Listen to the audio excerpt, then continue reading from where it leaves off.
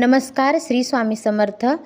तिळाची आणि गुळाची खुसखुशीत अशी पोळी कशी बनवायची ते आपण ह्या व्हिडिओमध्ये बघणार आहोत. तर व्हिडिओ स्किप न करता हा व्हिडिओ तुम्ही शेवटपर्यंत नक्की बघा. गव्हाचं पीठ घ्यायचं, त्यामध्ये थोडंसं चवीनुसार मीठ घालायचं, तेल घालायचं, त्याचं छान कणिक मळून घ्यायचं. 10 मिनिट कणिक साईडला ठेवून द्यायचं. गॅसवर कढई ठेवायची. त्यामध्ये साधारण इथे मी 2 वाटी तीळ घेतलेले आहेत. तीळ छान भाजून घ्यायचे. गॅस कमी ठेवायचा आणि एकसारखं हलवत राहायचं तिळाला. तीळ छान तडतडायला लागले की गॅस बंद करायचा. एका प्लेटमध्ये तीळ काढून घ्यायचे, थंड होऊ द्यायचे. थंड झाले की मिक्सरच्या भांड्यामध्ये त्याचं कूट तयार करून घ्यायचा. इथं मी गूळ खिसून घेतलेला आहे. मिक्सरच्या भांड्यामध्ये तीळ टाकायचे, गूळ टाकायचं, इलायची पावडर टाकायची आणि मिक्सरमधून त्याची बारीक पेस्ट तयार करून घ्यायची. बारीक सारण तयार करून घ्यायचं.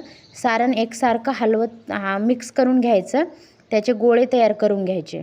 10 मिनिट झाले की कणिक थोडं हाताने त्याला मळून घ्यायचं.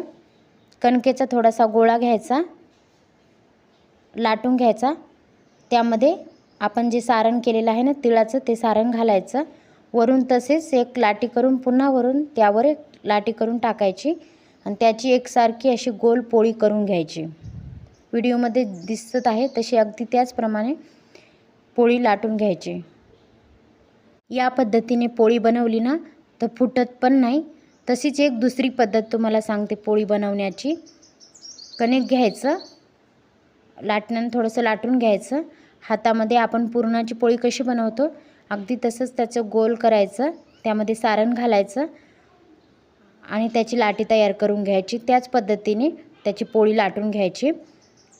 तवा गरम झाला की त्यावर पोळी टाकायची. तूप किंवा तेल लावून घ्यायचं. दोन्ही साईडकून छान पोळी भाजू द्यायची. खालच्या साईडनं छान भाजली की त्याला वरून तूप किंवा तेल लावायचं. इथे मी तूप लावत आहे.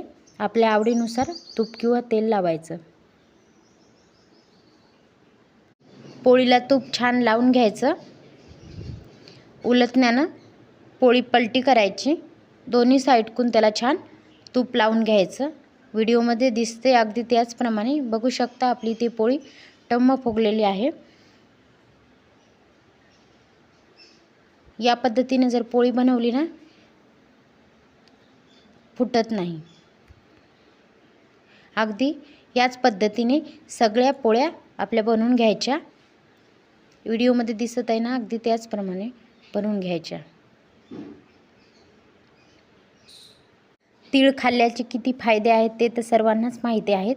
त्यामुळे अधूनमधून तिळाची पोळी, गुळाची पोळी किंवा शेंगदाणे गुळाची पोळी करत राहायच्या आणि खात राहायचे. व्हिडिओ तुम्हाला कसा वाटला ना मला तुम्ही कमेंट बॉक्समध्ये नक्की सांगा. व्हिडिओ आवडला असेल तर लाईक करा आणि नवीन जे असेल तर चॅनलला सबस्क्राईब करा. भेटूया अशाच पुढच्या नवीन व्हिडिओमध्ये. श्री स्वामी समर्थ.